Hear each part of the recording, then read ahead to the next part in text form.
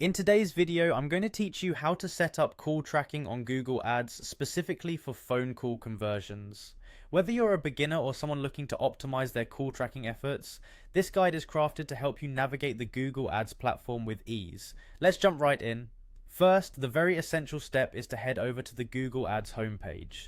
In your browser, type in the Google Ads URL or simply search for Google Ads on your preferred search engine to get to the right place.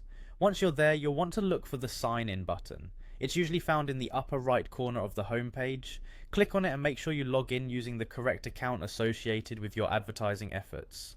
After you've successfully signed in, you'll land on the Google Ads home. Here is where the magic begins. The user-friendly interface will have a main menu on the left. Look for and click on Tools and Settings at the top of the page, then select Conversions under the Measurement section.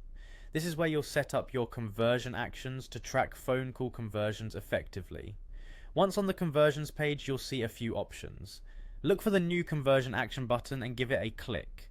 Doing so will take you to a screen where you can specify what type of conversion action you're aiming to measure. In this case, since it's about tracking phone calls, choose phone calls from the list of options. Google Ads allows you to track several kinds of phone call conversions, but for today's purpose, select calls from ads using call assets or call ads. This option is perfect for tracking direct calls made through your ads call extension or call ads themselves.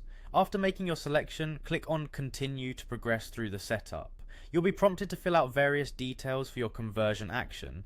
Ensure you provide a conversion name that is descriptive and easy to remember. Following this, configure the value of the conversion. If each call is worth a certain amount to your business, you can set that number here or choose not to assign a value depending on your preference. Next, set the call length.